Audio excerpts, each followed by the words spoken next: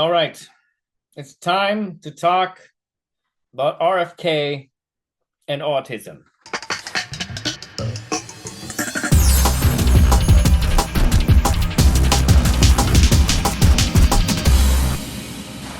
It's mostly going to be a rant, but I've been fixating on it. So as an autistic person, I can't not bring it up. I don't have a background behind me because right now my the recording area that I've got set up is set up for sitting down, and I know I'm going to need to stand up for this shit because I'm about to get a little bit lit. Here we go. Okay, I'm going to cover a number of things here. First, I need to bring up just a couple of disclaimers here at the top. First of all, RFK claims that he wants to look for the environmental factors for autism. And I'm going to tell you right now, on a basic level, I do not have a problem with that. Understanding autism scientifically, I don't think is a negative. I do not have a problem with that. I have a problem with his rhetoric. His rhetoric is highly dangerous, deeply problematic, and is ableist. Just straight up, RFK could potentially drag us back in time to when people with disabilities have no rights. The way that he is talking about autistic children based on a study of 8-year-olds is alarming. I'm going to go through some of the video, but before we even get into it, I'm going to bring up a defense of RFK. I didn't make this defense. I'm just going to read it to you, and I'll put it up on the screen so you know I'm not making it up. This is from an influencer named Stephen Hilton. And he writes, as the father of a beautiful autistic son, I've spent the last several years navigating what it really means to raise a neurodivergent child in a world that often isn't built for them. True. Or me, do him that matter. Or me, do him that matter. Oof. So when I saw RFK's comments about autism, I didn't feel offended. I felt seen. I think a lot of people are misinterpreting what he's trying to say. He wasn't saying autistic people are worthless or incapable of love. I'm going to make this clear. That's not the argument I'm going to make, actually, as to what's wrong with what he's saying. He was highlighting the very real crisis of families like ours face when their children are nonverbal, self-injurious, or severely limited in their ability to function independently. That's not ableism. That's honesty.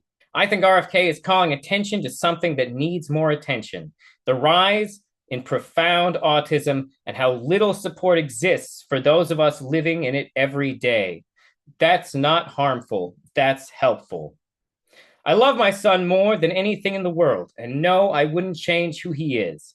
But if I could help him become more verbal tomorrow, I'd do it in a heartbeat. Not because he needs to be normal, but because communication is freedom. Because less frustration for him means a better life for him. I don't think RFK is attacking autistic people. I think he's asking the hard questions. And as a parent who's living this 24/7, I welcome this conversation. Okay, so first of all, I want to address something here. I don't agree with this man's incredibly good faith in overly optimistic interpretation of everything that RFK says. But I understand why it's happening, because emotionally, the parents of nonverbal autistic people are less seen. There are several reasons for this. That doesn't make them okay. That doesn't make it good, but it is part of the conversation. So I'm going to talk about it for a minute here. Okay, so what you need to understand is that nonverbal autistic people, are a minority of a minority. They are a minority of the autistic people in our society. Roughly 24 to 30% of autistic people are nonverbal. I don't know where this parent is in his journey with a non-verbal autistic child. I don't know, and I'm not going to try and tell him how to feel about where he is in his journey. That being said, statistically, nonverbal autistic people don't always stay nonverbal. Now, in fairness, that doesn't mean that they are better at communicating inherently, but it has to be stated many nonverbal children will gain the ability to talk, and many other nonverbal autistic people can gain the ability to use technology to communicate. Yes, sometimes like Stephen Hawking does. Stephen Hawking, for clarity, is not autistic. People with nonverbal autism are definitely underrecognized in the autism spectrum. Although, to be fair, they are not completely unrecognized in the zeitgeist of society, but their representation is not great. Here are just some examples of nonverbal representation in media. The first time I ever saw anything about a kid with autism, it was some made-for-TV movie based on, I think, a John Grisham novel. To be fair, it might have been made for theaters, and I just wasn't aware of it because I was a child. But it was something about a nonverbal autistic child who was a really good artist who witnessed a crime, etc., etc., etc. The movie Music, which is a fucking abomination of a film that is badly made, badly written, and deeply problematic in terms of its representation of autism, nonverbal or otherwise. This movie features, of course, I have a full video on this, actually. I don't feel like talking about it. Just know the movie sucks. Another movie that features nonverbal autism is The Predator. The Shane Black autism movie features a nonverbal autistic child who is basically most of the stereotypes of autism just crammed into one child who never talks, has a photographic memory. It just is so like cognitively smart but can't talk that he learns how to use the Predator's helmet. It's a terrible movie. It's terrible, and he's not even the only poorly represented disability in the movie, which feels like an insane thing for me to say for a Predator movie. The best nonverbal autism I have seen is actually in The Accountant and The Accountant 2. The Accountant and The Accountant 2, well, the first Accountant movie has this little twist at the end where we find out that the British accent voice who gives the accountant all of his missions and does all of his hacking is, in fact, the nonverbal autistic girl that we saw at the beginning of the movie. The Accountant does a really good job showing us a variety of the spectrum that people who have autism can be on. And it actually, in its closing moments, has one of the most spot-on speeches about understanding autism and disability in any movie I've fucking seen. In The Accountant 2, the nonverbal autistic person's role is expanded and shows them training a next generation of young autistic hackers. Also, it is worth noting that some of their physical tics and like physical behavior have been toned down in the sequel, which actually, just so you know, for some autistic people, is actually something that commonly occurs in the aging process. Not for all autistic people, but for some. And I have to specify that. No autistic people are identical. I'm autistic. I work with a guy who is autistic, and we are vastly different with significantly different needs. Where was I? Right. I understand why this father is so desperate to be seen that he would listen to RFK. Based on his pictures of his child, which may be old, and I don't know that, I also have to say that he is still very early on in his journey of having an autistic child, if the child in the pictures are close to the age that the child is now. And I don't want to tell him I don't want to tell him how to experience it because his child is going to unfold like a beautiful flower differently from fucking everybody else. But if your child is as old as he looks in the pictures, I have to tell you this, and this is very important. He might gain verbality. He might get a better idea of how to talk. It is absolutely worth doing things like looking into social programs. There are therapies for nonverbal people to learn to communicate. There are social programs that can help them work with other children. Have you considered books on tape? I personally, as a child, found books on tape to help me verbally dramatically. Just suggestions. These will not necessarily work for your child, but you should know, especially with early intervention, a lot of nonverbal autistic people will learn to talk to some degree. To be fair, some of them will mostly just have some of them will have echolalia, and you won't necessarily know if they actually know what they're communicating to you. But like, I just want to say, don't give up on your nonverbal child learning to communicate. And I'm not saying they'll ever talk. I'm just saying, and I'm going to come back to this point again and again and again. We do not know any person with a disability, autism or otherwise, we do not know their limitations until they reach it. We as a society are quick to put up limitations for people with disabilities without ever allowing the people with disabilities to test their limitation. Once we tell people they can't do something, or we decide that they can't do something, we encourage them to give up. I see this all the time in disability. And currently, everything that's happening in the disability community is attempting to move away from that. Rights are being enforced, independence is being encouraged. People who have disabilities who previously would not have been able to live on their own currently are. Do not give up on finding what your child is capable of just because they are profoundly disabled in any way. Okay? That's the major message. That's going to be the takeaway. I'm going to come back to that at the end, but I think it's time. It's time to hit up this RFK speech. Some of the key numbers from the ADDM report. Overall, the autism is increasing in prevalence at an alarming rate. The study tests 8-year-olds who were born in 2014. He has already dropped two important pieces of information that I find that are worth noting that he is not going to elaborate on. And I'm going to tell you right now to remember those things that he just said. First of all, he said that autism rates are increasing, and that is true. And there's a lot of reasons for that. Second of all, the thing that he said was that this is a study of 8-year-olds. One of the primary major indicators of autism as a child is delayed development. And I know this because I had delayed development.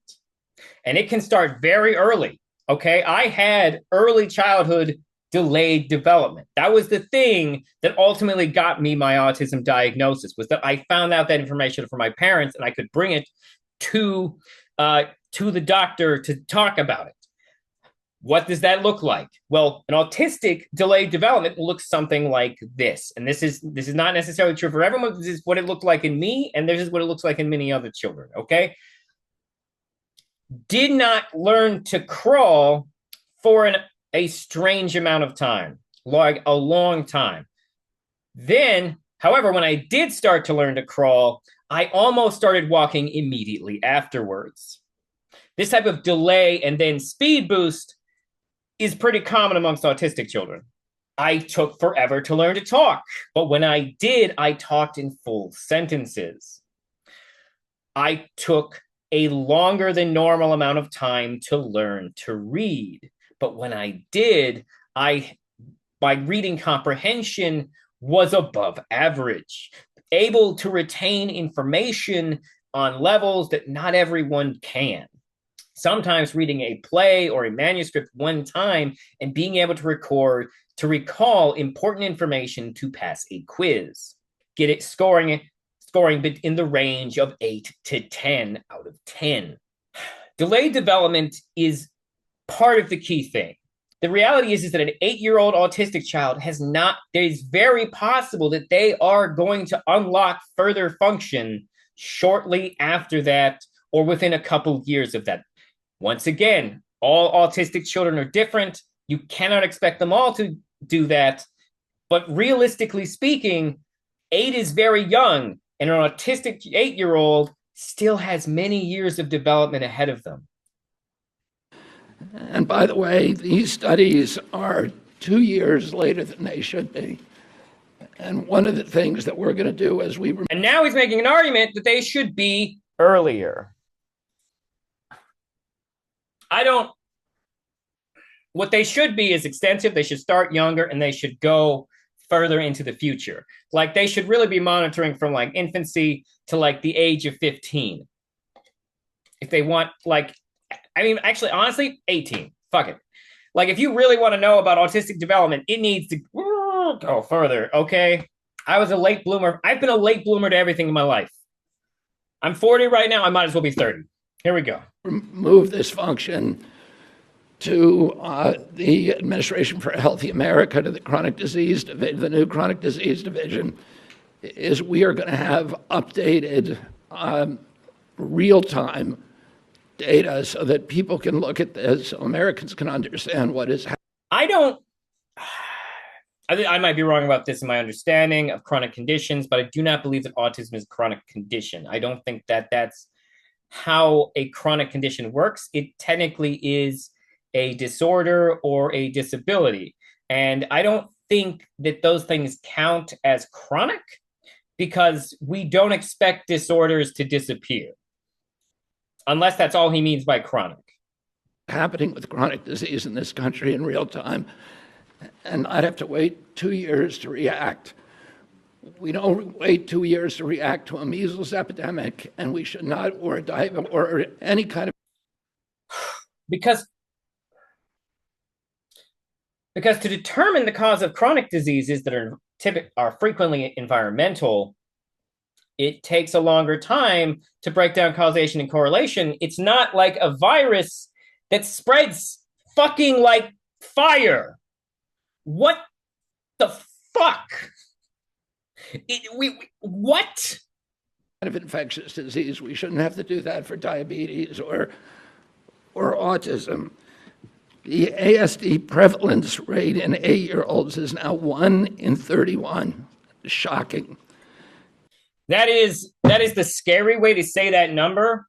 But what that really means is that, like, in a room of 1,000 children, roughly 35 to 49 of them have autism. 1 in 31 is the scary way to say the number, just so you know. But like, if you break down the statistics, first of all, the statistics are different for boys and girls. Boys, it's about 49 out of 1,000, and girls, it's about I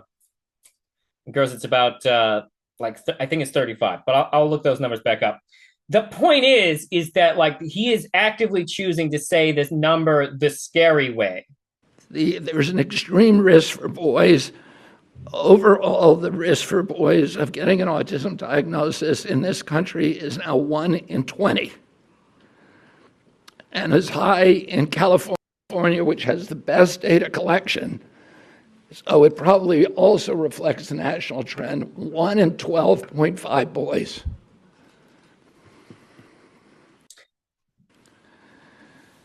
This is part of an unrelenting upward trend. The prevalence 2 years ago was 1 in 36. Since the first ADDM report in 1990, which was 1992 births, autism has increased by a factor of 4.8. That's 480%, I believe. The first... Wait, what? He said that funky. I gotta look that up. Cumulative incidence to 5 years of age per 10,000 births rose consistently from 6.2 for 1990 births to 42.5 for 2001 births. But him trying to cut that up to 450, that's fucking wild. First ADDM survey was 22 years ago when prevalence was 1 in 150 children. In all the core states, the trend is consistently upward, and most cases now are severe. So that's not true. Profound autism only makes up roughly 24 to 30% of the autistic population. They are a minority of the minority. And the vast increase in autism is not for severe autism. Don't get me wrong, severe autism rates have increased, but the percentile that is biggest on the scale is for non-profound autism. He is fundamentally fucking wrong. About 25% of the kids who are diagnosed with autism are nonverbal, non-toilet trained. See, like, and he's inconsistent in his fucking speech. I literally just told you the number. Then he says the number, acting like this percentage of the population is large. And don't get me wrong, I'm not saying they don't deserve our respect because they are the minority. I'm saying that what he is doing is catastrophizing. But let us continue with his catastrophizing. And have other stereotypical features, headbanging, tactile, and I've done headbanging. A lot of people grow out of that. It is more common in severe autism. However, that too goes down once they have more ways to communicate. Light sensitivities, stimming, toe walking, etc. Stimming and toe walking, I don't think those are even real bad. I don't think those are that bad of things. I don't toe walk. I actually, judging by the way my socks fall apart, I might heel walk. I stim all the fucking time though. And I don't like, if you got a problem with my stimming, fuck off. One of the things that I think that we need to move away from today is this ideology that the autism diagnosis, that the autism prevalence increases, the relentless increases, are simply artifacts of better diagnoses, better recognition, or changing diagnostic criteria. If you look at... Okay, look, so right there, that fucking statement, he's planning it as a myth. Like, here's the thing, though, is he doesn't have to do that. He doesn't have to, because, like, the reality of the situation is that absolutely some of it is that. Especially when you consider that the vast majority in the jump of diagnosis is for people on the higher functioning side. Actually, fuck that. Higher functioning is bullshit. It's low support, high support, whatever. Just low support is the common, okay? He just admitted to that. Only a quarter to a third of autistic people, which is not a small number, but it is a minority of people. Fucking cut up. To suggest that some of it is not diagnosis and that some of it is not recognition is just dishonest. You need only look into the history of disability to understand that that is bullshit. Do you understand how bad mental health and support for disability people has been in the United States for the majority of the fucking United States? The problem is that motherfuckers like JFK are actually old enough to have been alive when the solution to autism was lock them up. They've got childhood schizophrenia, which, by the way, not a real disease. That's just the word we made up that we then later realized is, oh, it's autism. This man literally grew up in periods of history where things like lobotomies were fucking normal. This motherfucker whose brain was eaten by a worm is going to come up here and try to convince you that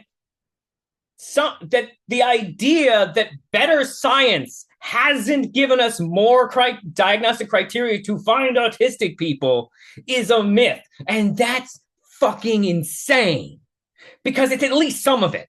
Like, even if he wants to argue that there is an environmental factor increasing the number of autistic people, to suggest that diagnostic criteria is not part of the higher rates of autism diagnosis is irresponsible and a lie. He is saying that as if he has any idea how the medical system has fucking changed. He either doesn't know or he's a fucking liar. And we know he lies because he has been recorded saying contradictory statements to the mainstream media and then going and saying the exact opposite shit to the alternative media. He is a liar. Table 3 of the ADDM report, it's clear that the rates are real. I'm going to have to read this at some point. I'm going to have to read this fucking report at some point, and I'm not going to enjoy that. That they are increasing in the last 10 years, year by, which is the beginning with the first one, year by year, there is a steady, relentless increase. I want to, because this epidemic denial has become a feature in the mainstream media, and it's based on an industry canard. And obviously, there are people who don't want us to look at it. And now we're just going to launch into conspiracy theories because that's why. Why would they want society to be autistic? Environmental exposures. And so I want to just read you some of the little excerpts from some of the older studies. The baseline for autism. How old? How old are these studies? I hope he says the years. I haven't even gotten to the main quote that everyone's mad about. Well, we're going to get there. In this country was established with the biggest, largest epidemiological study in history. A study of all 900,000 children in the state of Wisconsin, children under the age of 12. They found 0.7 children had autism in every 10,000. That's less than 1 in 10,000. Say the year. Say the year. And by the way, in the 80s, the rate of autism was 1 in 2,000. I don't know where this 10,000 thing is coming from. Today, we're 1 in 31. That study also confirmed the 4-to-1 male to female ratio. There were at that time just over. I need him to say when this study was made because I can debunk some of it just by the age. Okay, we have historically been bad at diagnosing women with autism, much worse than for picking up on it with men.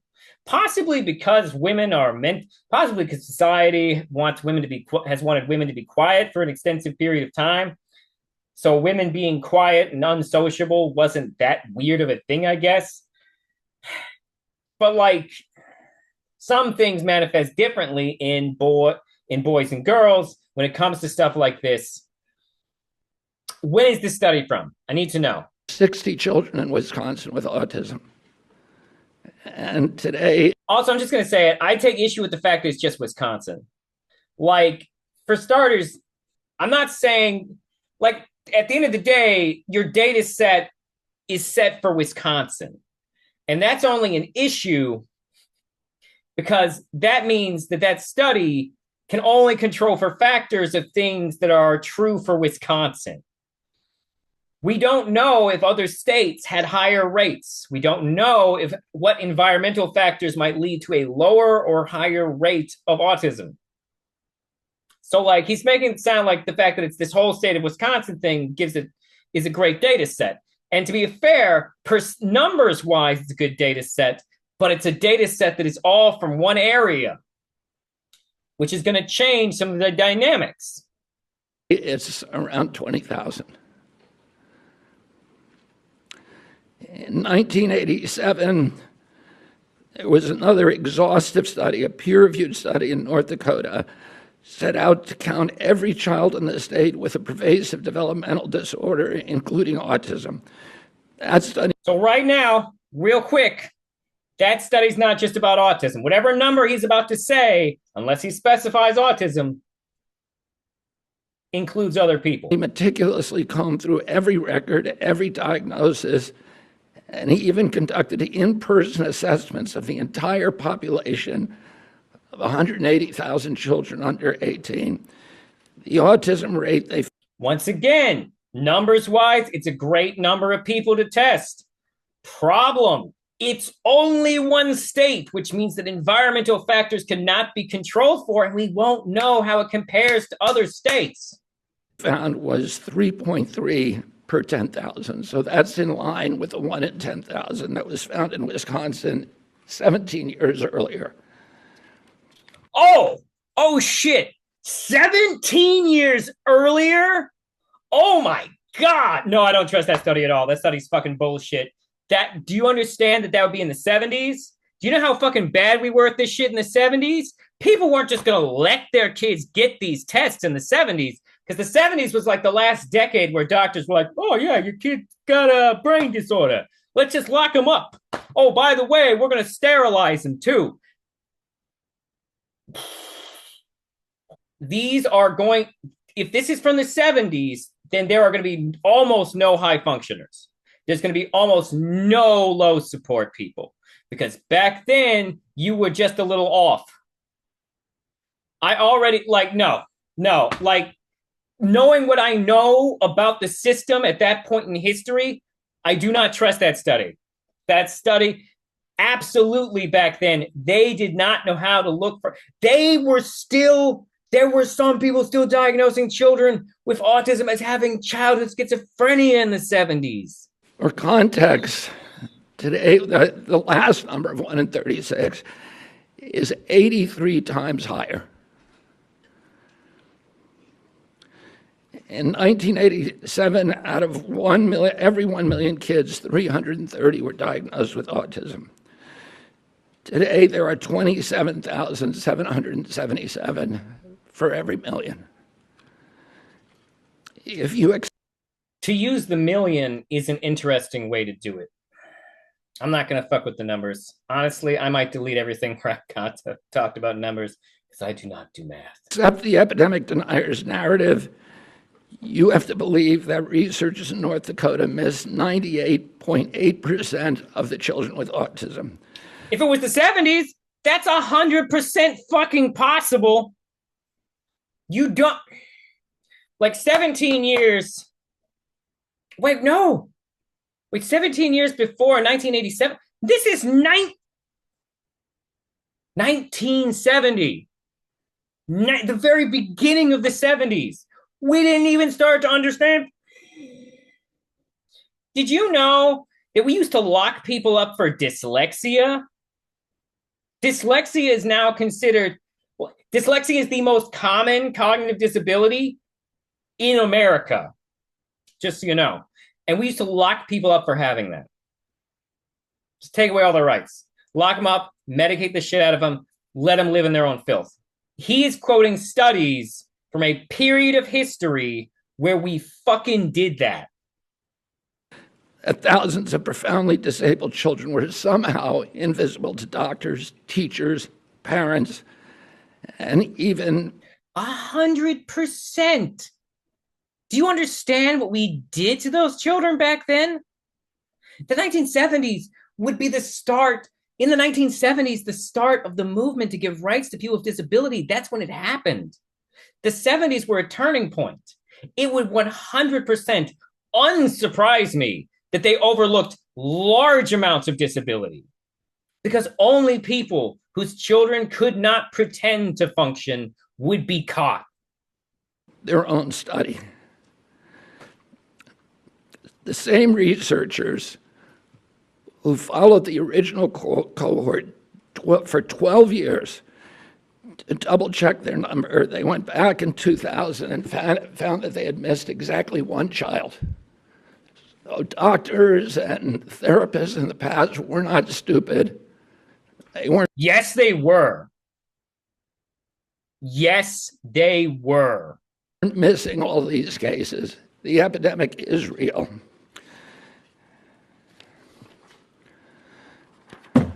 Between 1959 and 1965. We're just going back further? We are literally approaching lock up the dyslexics periods of history. Researchers from 14 hospitals associated with major universities undertook the national collaborative perinatal project tracking 30,000 children from birth to age 8. This was no half-baked survey-based analysis. The study conducted 9 separate screenings covering neurology, psychology, speech, language, hearing, and visual function. We didn't. We're getting really close to periods of history where we had like almost no understanding of autism. Every developmental quirk, anomaly, and disorder was logged with painstaking detail. Autism, a condition characterized by profound impairments in social communication and behavior, would have stood out like a neon sign. There were 14 cases. At this point in history, autism was recognized as 2 conditions: Asperger's, which he is not talking about, and childhood schizophrenia, which is not a real condition. Which is not to say that children can't have schizophrenia. They can, but it's like very rare, is my understanding. 4.7 per 10,000. So we know what the historic numbers are. No, we don't. No, we don't. No, we don't. The diagnostic criteria back then were not the same. And also, there's like a lot of conditions that look like autism or are similar to autism. And we know what the numbers are today. And it's time for everybody to stop attributing this to this ideology of epidemic denial. He's using historically questionable data to back up a concept that there is some type of conspiracy to suppress the real information. In 2009, the California state legislature charged the Mind Institute at UC Davis with because this myth was already becoming pervasive, the myth of epidemic denial was already becoming pervasive in the mainstream media. Just so everyone knows, like, genetic disorders can also, like, if a genetic disorder isn't deadly, it can pass like through the population and expand in numbers too. That's not impossible. The California legislature directed the Mind Institute at UC Davis to answer the question. And Irva Hertz-Pichotto is a highly esteemed, revered scientist, neurology, and epidemiologist, came back with a definitive answer: the epidemic is real. Only a very, very small portion of it can be changed to can be charged to better recognition or better diagnostic criteria. I want to say a couple of other things. There are many, many other studies that affirm this. And instead of listening to... I would need to see these studies for myself. I fundamentally do not trust studies from a certain period of medical history. I have looked too much into the history of that period of time. He is literally pulling out medical documentation and studies from periods of history where we fucking lobotomized people, where we locked them up in their own filth. To this canard of epidemic denial, all you have to do is start reading a little science, because the answer is very clear. And this is catastrophic for our country. There's a recent study by Blaxell et al. And a team of other researchers that said that the cost of treating autism in this country by 2035, so within 10 years, will be $1 trillion a year. This is added to already asked. I don't know. So, like, that's alarming.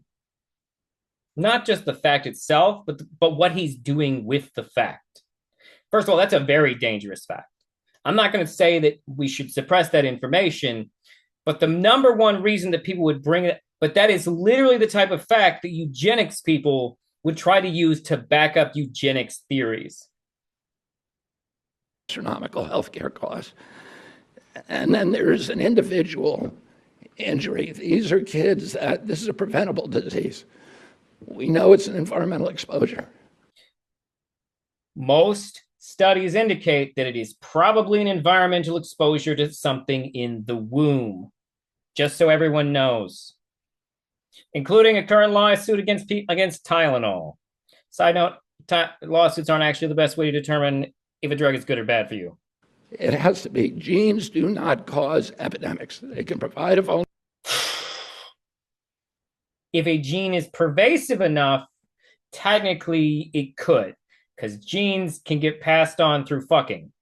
If you have enough kids and they all have the gene, that gene can then be spread amongst other people. It's technically not true. If that were true, incest wouldn't be that bad. Vulnerability, you need an environmental toxin. And Irva Hertz-Pachoda pointed out that because of this mythology, that the amount of money and resources put into studying genetic causes, which is a dead end, is. We know there's a genetic component. We know there's a genetic component. We have too much evidence of autistic people having autistic children. Has been historically 10 to 20 times the amount spent by NIH and other agencies to study environmental factors, to study exposures, to study external factors, and that's where we're going to find the answer. This is an individual. He can't guarantee that. What he is saying right now is speculation on what he thinks needs to be done to end the epidemic. Now, there are several things that need to be said about JFK at this point. JFK is not an unbiased person. In fact, it has to be argued that JFK is a very biased person. JFK is someone who financially benefits from headhunting. He specifically gets a cut of every child with a vaccine injury that he directs to vaccine lawyers. He gets a cut of that, and he's been getting a cut of that for years. This means several things. First of all, it means that he is ideologically benefits from the idea that vaccines hurt children. He fundamentally profits from it. And if you were to make the major changes that would occur if he were able to do away with our current process for compensation, is that he could potentially make more money. That 10% of a 10% of the compensation that comes from the government for a vaccine injury currently is going to be small compared to what he could get for 10% of a class action lawsuit against major corporations. It has to also be said that in a best good faith interpretation of his bias, that RFK is specifically spending most of his autistic encounters with children in the profound range of autism. Why? Because their parents are going to be the ones most vulnerable and desperate to buy into what he is selling. You have to understand this. Children with severe autism, profound autism, as it is most commonly called currently, but who knows, that might change, are a major industry themselves. There are documentaries that go into all the product grifting that occurs. I hate to tell you this, but a portable hyperbaric chamber is not going to cure your child's autism. That's not even what hyperbaric chambers do. There are people who are ready to take advantage of these scared, confused parents who are desperate to make their child easier to deal with and to give, or on the best case scenario, desperate to give their child a better life. RFK is not someone I would trust with this concept. RFK, this entire speech is pushing an agenda. He is not interested in objective facts. He is pushing for a specific thing that he believes is happening. He doesn't just want to find the truth. He wants to find his truth. Individual tragedy as well. Autism destroys families, And here we go. Here we go. First of all, no, it doesn't destroy families. That's a deeply problematic statement. But let's let him talk a little more. More importantly, it destroys our greatest resource, which are our children. So this is the major comment that people like that father I read from before are defending. But in all honesty, it's not very defensible. The language itself is not defensible. The language that RFK is using is not defensible language. First of all, destroys families, deeply questionable. It is worth stating that children with severe disabilities do have a higher rate of divorce. However, to say that children with autism, where only 25% of them have profound autism, destroys families is an interesting overestimation of that thing. He is the word I'm going to use again and again is catastrophizing. He is catastrophizing. These are children who should not be suffering like this. These are kids. That's a statement that I agree with, but he's not going to build anything off of that. The reality is that the way for these children to suffer less is for us to help them and to slowly make the world more sensory friendly and easier for people with disabilities to function in. Who many of them were fully functional and regressed because of some environmental exposure. I have never seen evidence of this. I don't know what he means when he says the children regressed. Autism is a developmental disability. Okay? Okay? It means it ties into how you develop. To suggest that autistic people just get set backwards, I've never seen this. Regression, I would need to see some evidence of regression. Did you hear my description of my early autism? Yeah, it's not about regression. It happened from infancy. The idea, how would you even prove that an infant regressed?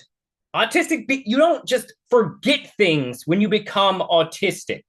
I call absolute bullshit on this concept of regression.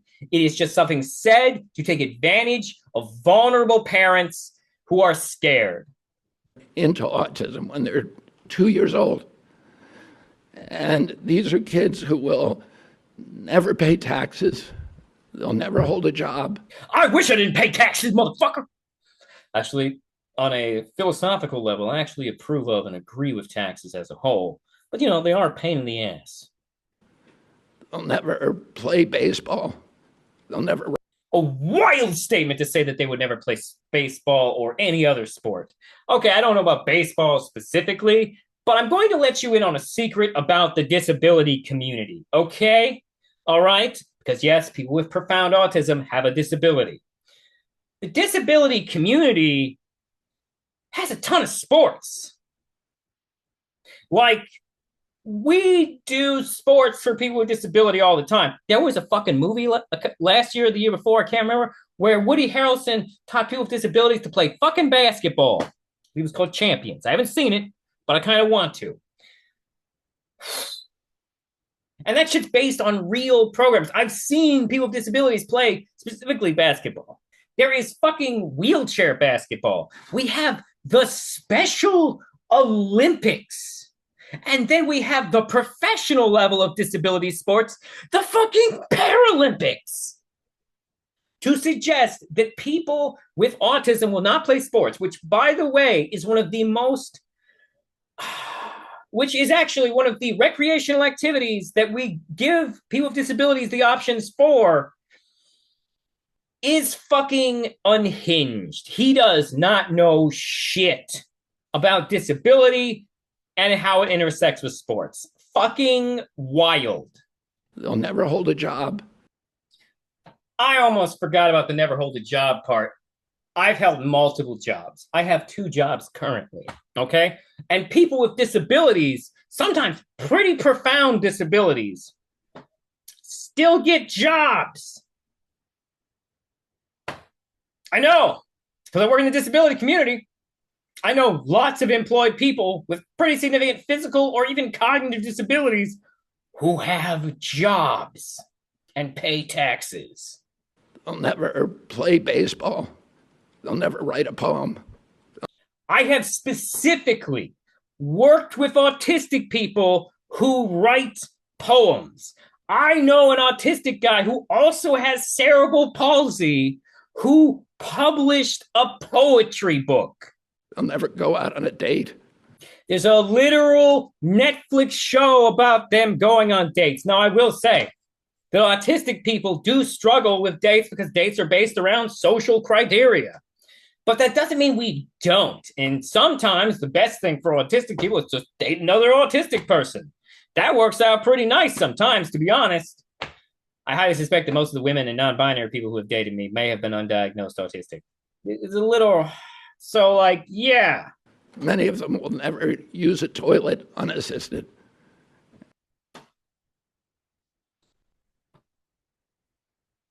That's pretty wild. Okay. I don't know how profound your autism is that you've never learned to use a toilet. So, like, maybe he's pulling this from the study of 8-year-olds. I could see an 8-year-old struggling developmentally to learn how to use a toilet.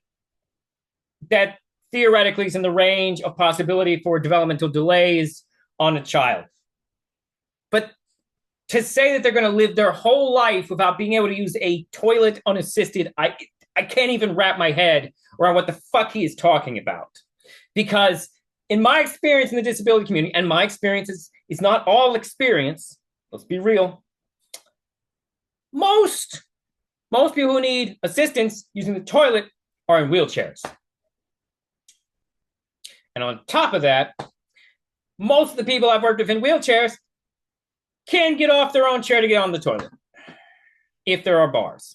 So, yeah. And we have to recognize we are doing this to our children. And we need to put. But we don't know how, we don't know why. We actually, you haven't even proven what it is. Currently, like I said, and he hasn't said this, most studies indicate that it is probably an environmental interaction in the womb, not something we do after they're born. Put an end to it.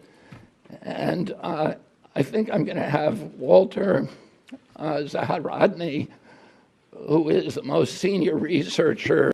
Yeah, whatever. The autism, this epidemic is only happening in our children. It's not happening in people our age. And if it was better recognition, you'd see it in 70-year-old men. Autism, this epidemic. I got one more.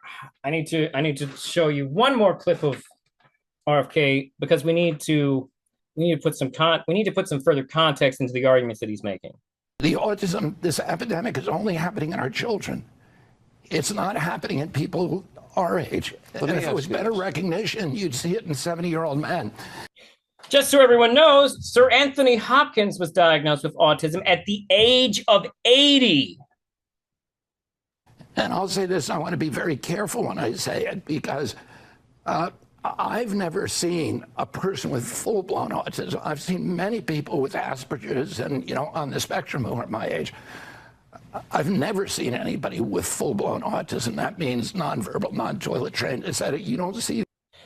Not everyone who's nonverbal is non-toilet trained. I also want to just throw that out there. Like that's wild. I don't even know where he's getting this toilet training thing going. Normally the thing with autistic people is as children, some of them may take longer to toilet train or might resist toilet training, but some non-autistic children will also resist toilet training. It just happens to occur at twice the rate in autistic children. And even then, it's only like 42%. Not only that, but the resistance to toilet training does not even mean they don't learn to use the toilet. It just means it takes them longer. The other thing that's happening here, though, is that RFK is literally pulling a reverse Asperger's. First of all, when he says on the spectrum or have Asperger's, it needs to be understood that he is deliberately separating what he refers to as full-blown autism, deeply questionable terminology, to separate the people he wants to catastrophize away from to the people who have less trouble. And the reason he has to do that is to continue to catastrophize He needs to discredit them. He's still going to use the data that includes them. Like the increases in autism, like I said before, the vast majority of it is low support autism instead of what he's describing, which would be high support autism. The problem with this is that he is deliberately trying to separate them out, which is the opposite of what Asperger's did. Asperger's only latched on to the people who had autism that also got some type of positive out of autism. And that was the thing about Asperger's that was fucked up. That and he's a Nazi. And he's just deliberately separated those people, calling them his little professors, away from people who had the more disability looking autism. RFK is doing the opposite. He is trying to shrink the spectrum because there is an entire portion of the spectrum, roughly by his own statistics, 75% of the spectrum, that there is no reason to have his attitude towards. But the problem is that if his rhetoric leads into eugenics, we will have a problem. Because that is ultimately the problem. Every argument that he is putting up to catastrophize the experience of autism is also an argument for eugenics. This is the thing that makes it ableist. Do non-verbal autistic people need more recognition? 100% they do. But RFK is willing to burn all autistic people to the ground. Hold it up. Pause. Go back. I had to record this new footage to insert here because between the time that I recorded this originally and now, RFK announced that he's doing a fucking registry. A fucking registry. He wants to do a registry for autistic people. So first of all, technically speaking, all diagnosed people with autism, there is a record of it somewhere, but it's protected by your HIPAA rights. And technically speaking, anyone who's been diagnosed with autism that receives any benefits from the state has already given their information to the state. Here's the thing. Those things are voluntary. That is voluntary behavior. Listen. The real problem here with what you're trying to do at RFK, which is, and I understand why you're doing it, you're trying to create the most data possibly, and you're doing it in the most intrusive, government overreaching way possibly. I mean, Jesus Christ, everyone was mad that they wanted to force a vaccine on people, but now he wants to do a registry that tracks autistic people. No, shit, no. Fuck that. Like, first of all, I'll give RFK this. I love that his bad ideas are the same bad ideas as had by X-Men villains, or the worst thing Iron Man ever did. The point is, RFK is being cartoonishly villainous right now. And all in the pursuit of what? Exactly. What is the purpose of this? Well, I don't know what the purpose is. Oh, I mean, I kind of get what he claims the purpose is to get more data so that he can prove that he's right about autistic kids and what causes their autism. Here's the thing, though. This is going to fuck the data. This is going to fuck the data. And here's why it's going to fuck the data, because people aren't going to want to do it. Listen. If I'm editing this in where I think I'm editing this in to my original video, then the deal is this. It's eugenics. In fact, I'm going to give a speech that I don't even have to change that much with this new information because my conclusions are the same. He is putting us closer back to the standards of eugenics. This is going to be terrible. Like, this is bad. This is not what we want. This is not what we need. Okay? They are actively rolling back organizations in the government that make sure that people with autism and other disabilities get services. We need those services. Some people need those services a lot. They need them more than I do. I technically don't receive any disability services, but that's part of my point. You are only as disabled as your disability interferes with your life and your ability to live it. There are plenty of autistic people who do not receive disability benefits, nor would I argue that do they necessarily need them. Those are the people who are going to stop getting tested. Those are the people who are not going to get the help that they need. Okay? And there's going to be people whose parents no longer want to get them tested because RFK is bringing back the stigmatization of autism. This is going to stigmatize what we have. And that's not useful. We are not a tragedy. Autistic people are not a tragedy. Many of us have problems. But I hate to tell you this, neurotypical people can stop becoming neurotypical people anytime they want to hit their head really hard. Okay? Disability can happen to everyone. And typically, even if RFK is correct that it is, first of all, he doesn't know. One of the things that he shows he doesn't know what he's talking about is that RFK is out here talking about how it's an epidemic. But epidemic would imply that this is some type of viral disease. If this is in fact something that is related to our environment, then that's a pollution problem. And that's some type of thing is in our ecosystem that is toxic. And that is not the same thing as an epidemic because they don't spread the same way. The contagion isn't caught the same way. And that's assuming that he's correct. Although, I'm going to be honest with you, there's almost definitely a genetic component to autism. Autism, by the way, was also discovered before vaccines were widespread. Specifically, childhood vaccines were not around yet in the same way that we think of them. But I've probably talked about that. The point is, registry, that's bullshit. It's terrible.